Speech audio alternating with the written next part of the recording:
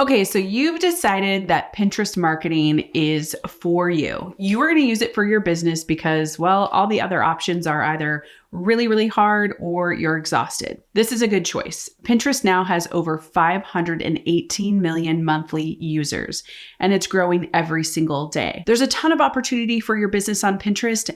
Also, there is a ton of information out there about Pinterest marketing. It can feel confusing, overwhelming. So I'm going to walk you through in this video some key things you need to know to build an effective Pinterest marketing strategy. Hi there. If you're new here, I am Kate from Simple Pin Media. We are a Pinterest marketing agency, and we have been doing Pinterest marketing for 10 years. I record these videos to help you learn how to do Pinterest the right way so your business can grow. Let's dive in. Step number 1 is to get a business account. All businesses operating on Pinterest, per their terms of service, have to have a business account.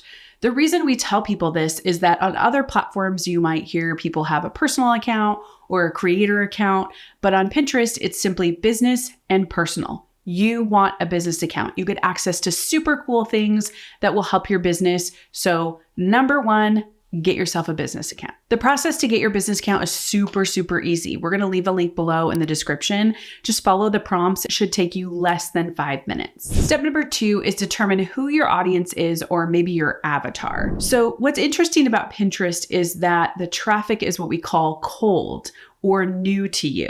Maybe what you know about your Instagram traffic and who they are might not be who the Pinterest audience is. So take a little time and play around on the platform. And with your business account, you do get access to audience insights.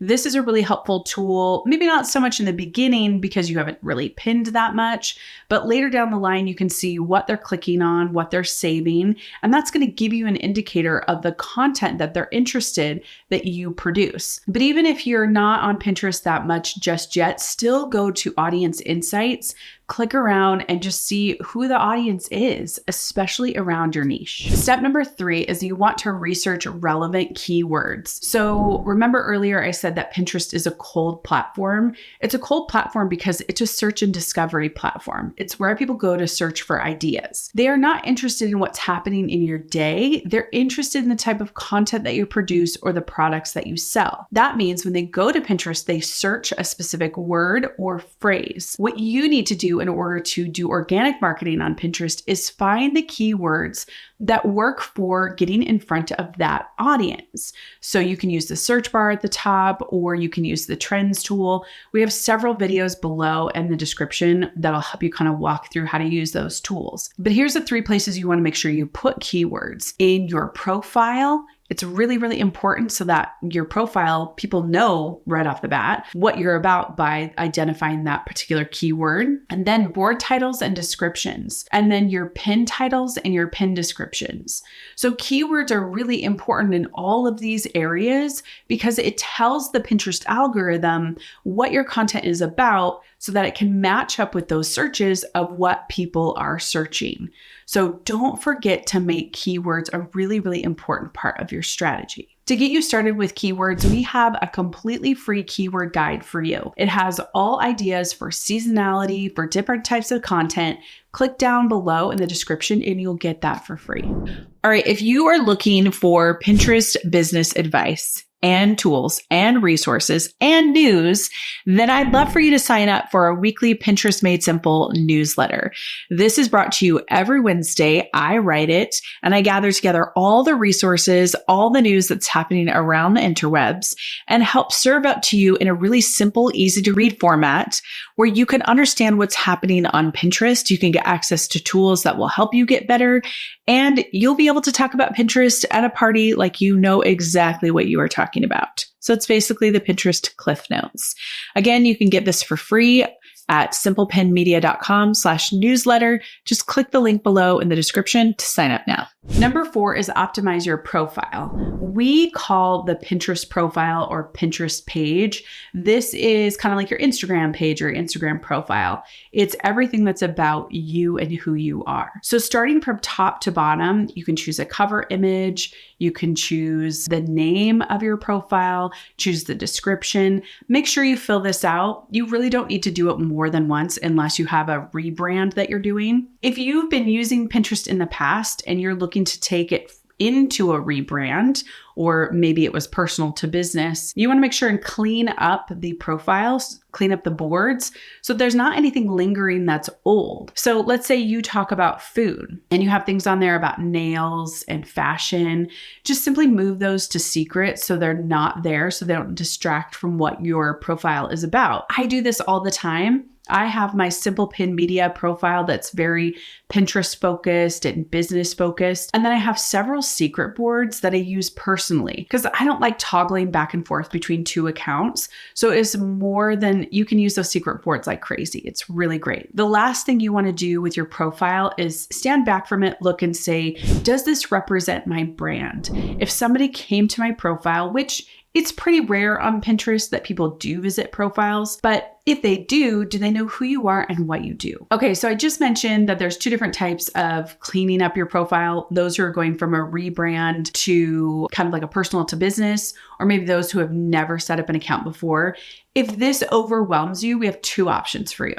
We have in our shop a complete profile and build guide for you to do it yourself, or you can hire our team to do it for you.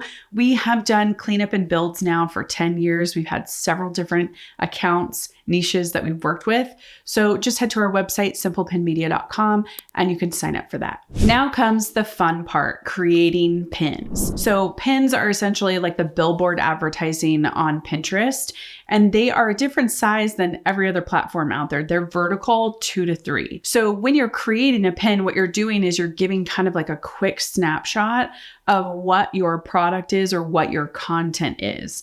A lot of people tend to breeze over this or they feel overwhelmed by it.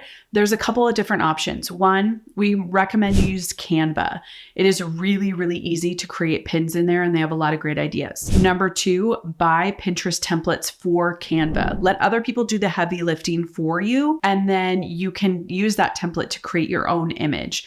We have them in our shop. They're really inexpensive. Scroll down below in the description, you can find it there. And then number three is you can have somebody design them for you if you're looking for a unique design that you want to represent your brand. The great part is that once you really get your logo, your colors, your font, your design in there, then you can really just play around with it as you go along. But getting that first established design and look that you want is really, really important. Now that you've created your images, it is really important that you put them on Pinterest, and you can put them on Pinterest more than once. So what we call this is scheduling pins. And why we schedule, you can use, I'll talk about schedulers in just a minute, but why we schedule is that it's really easy to forget. And one of the main components to Pinterest marketing is consistency, to consistently make sure that you are adding pins to the platform, because it's really important that Pinterest knows that you're an active contributor with your content or your products. So Pinterest has its own native scheduling tool. We also use Tailwind. There's one in Canva, and later in Hootsuite, there's a lot of different options. So just make sure you use one that feels very easy for you to use and is effective as well as efficient and helps you stay productive. Okay, now that you have your business account, you have your keywords, you have your images, you figured out your scheduling tool. Next is to measure what matters to you. And Pinterest analytics that come along with our business account are really great, actually. They give you a lot of indicators as to people saving your pins and what they're clicking on. It's going to take about 6 to 9 months of an investment for you to see the Pinterest traffic really, really grow. In fact, I was talking to somebody yesterday who said, I start on Pinterest, I get 4 to 6 weeks in, and I feel like nothing's happening, and I give up. Don't give up. Look at this as a year-long investment, as something that's going to grow your business long-term. Because when you add a pin to Pinterest, it has a shelf life of over 6 months, sometimes even a year or 2 years. You'll commonly hear from people who have used Pinterest for a while that their pins that are 5, 6, 7 years old are still bringing traffic to their website. So if you're looking at analytics, you're getting an idea of what the pinner is clicking on, also what they're saving. These are really, really important for you to understand. We have a whole analytics video for you. Just click down below and watch that next so that you're prepared. Even if you don't have your pins set up, your keywords or anything like that, it's important to understand what you're measuring so that you have an idea of how to plan out your Pinterest marketing strategy over the year. We know that getting started on Pinterest is overwhelming. We also know, like I just said, that people give up about 4 to 6 weeks into it because it feels overwhelming and confusing.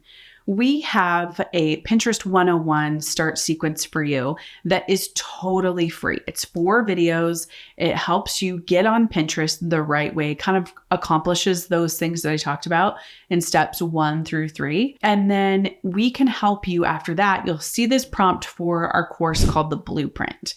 This is a mini course that you can use that will help achieve steps 4, 5, and 6.